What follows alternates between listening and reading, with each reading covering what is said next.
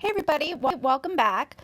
I thought I would do a Topps Collect Part 2.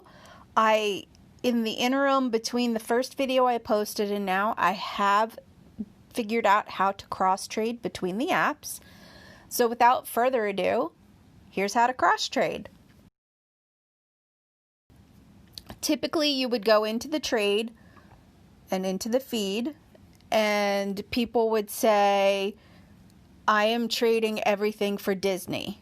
If that's the case, you would click on them, you would determine your trade as you normally would, and you would put what you're looking for into the I'm receiving. Into the I'm trading away, you'd put, say, a base tier 1 card.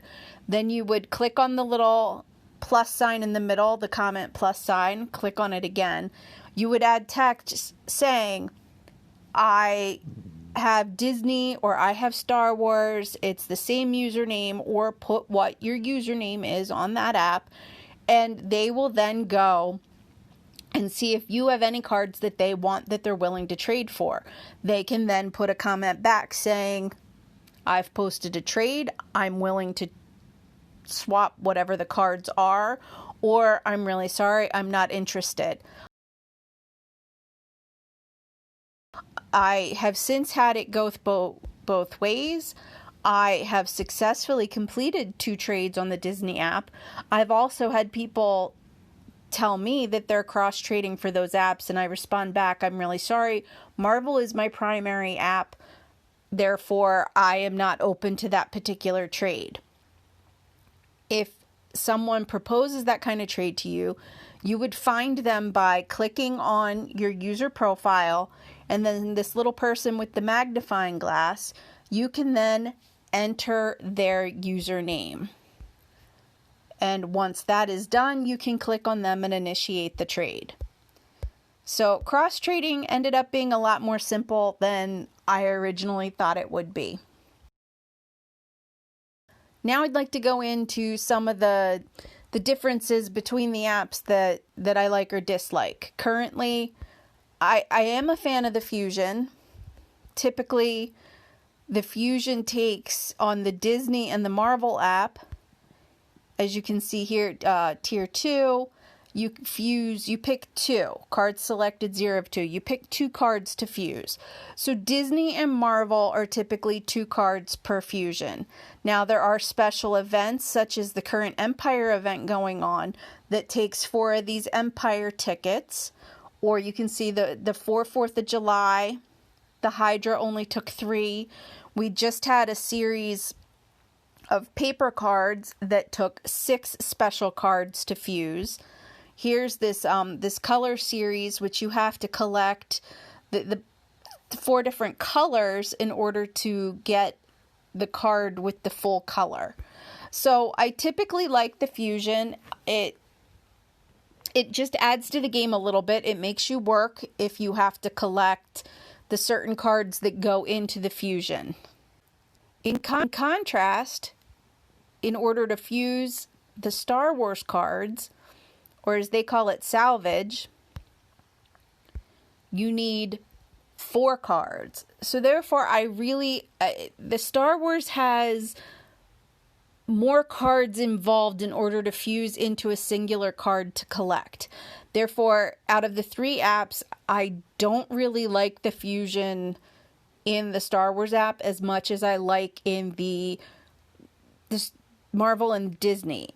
Disney just recently had where you could fuse 2 common cards into a special set, and I really liked that. I wish Marvel would do that, because that just it would clear out your common cards, and at the same time, even though the common cards do not have a card count, would make them rare, because people would be fusing them together and there wouldn't be hundreds and hundreds of these common cards laying around, because they would have been fused into other uncommon cards. So I really liked that in the Disney. I wish Marvel would pull that in to the Marvel app.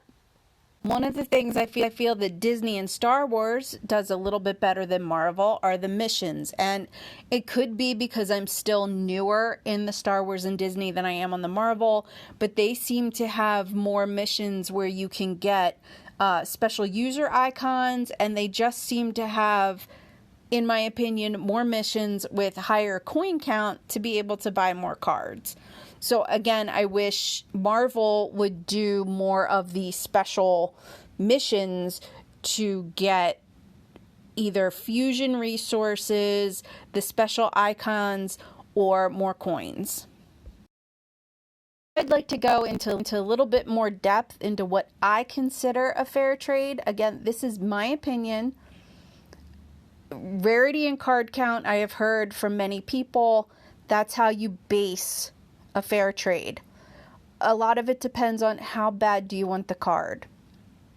For me, again, my opinion, if I am trading someone a card within the same set and it's still currently available in the store, I typically don't tip. I am trading a card I have a duplicate of for a card that they have a duplicate of. It's within the same set and it is still available. Therefore, I don't feel a tip is necessary.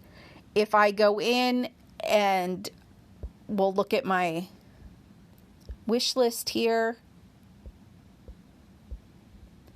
this Black Widow card.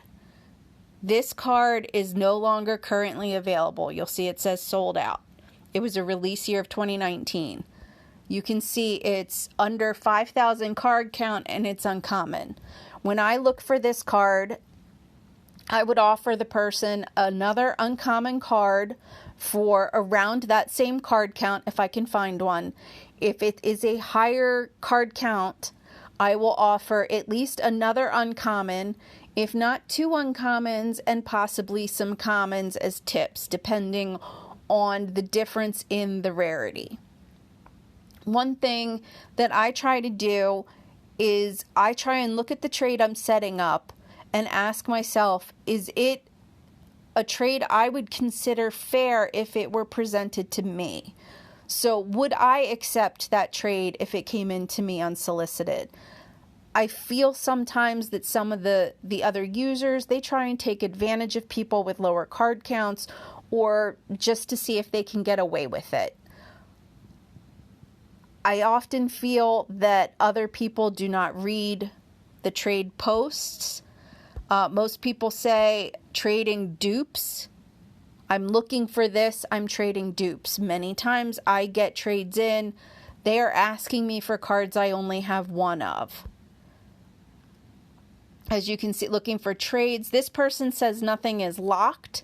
Now, even when I see that, I still only try to find cards that the other user has duplicates of. I do not want to take their single cards because most people do not want to trade away their singles. However, sometimes I do have some cards that are not a part of a completed set. They're not part of a current set I'm trying to complete. Someone has traded them to me, and if I'm initiating the trade and I really want a card, I will sometimes offer one of my singles for that card that I want. It all depends. But again, people collect what they like, and people are going to try and take what they like, even if it's not what you're saying. Because typically my trade, I say, I don't want the symbiote collection, and 3 out of 5 times when people offer me a trade, they try to offer me at least 1 to 5 of the symbiote collection I don't want. So when you're in the trade feed and you want to trade with someone and you find something of their collection that you want, try and follow what they said in the feed. So now I just thought I'd, for fun, go over some of my favorite cards. In the Marvel app, I tend to lead towards the Black Widow cards, the Rocket Raccoon cards, and the Loki cards. And again, I haven't been on the app for very long. I have worked very hard to get some of these cards and the trades that I have set in motion. At this point, I do have all except for this die cut set here that I have traded for. I am trying desperately to get the award for that set. However, most people that even have duplicates of that award are for some reason not willing to trade. So if you can tell me in the comments below if the awards, especially in this case, it is a common. Typically the commons have, again, no global count. So they're a common rarity with no global count and a collection score of 1. Why someone wouldn't want to trade away a duplicate of an award that they have for, again, I have tried multiple commons, threw in some uncommons. I would just like to understand if the awards really do have a higher collection score status than the other cards of their same rarity. Let's go out of here. I'll show you some of the Loki cards, which again, some of the Loki cards are very, very cool. I would really love to get the rest of this Loki set here. But they're pretty rare, so it is very hard to convince people to trade away a rare card if you do not have cards that are as of value. And I feel starting later with the apps that I did, I don't have some of the rarity and value to get a lot of the cards I want, because again, you'll see most of these cards I do not have duplicates of, so I am really not willing to trade them. And here I thought I'd go through some of the Disney cards that are my favorite cards. With the Disney, I did collect the entire Phineas and Ferb set. I did the Donald Go Quackers. I absolutely adore this Rescue Rangers card. I was a huge fan of the Rescue Rangers Chip and Dale. I loved Rescue Ranger Chip because he dressed like Indiana Jones. So when I saw that card, I had to have it. Here, these princess cards, these are the ones I discussed earlier where you could fuse common cards into a special collection. These princess cards were the special collection that you received for your common fusion. I also tend to like the villains cards. This set here just ended, I believe, yesterday or today. I mean, just this card is just beautiful. I mean, it's a work of art. And here's going to be a few Star Wars. Not that I don't like the Star Wars as much, but the cards to me, my favorites are actually probably the base tier Princess Leia cards.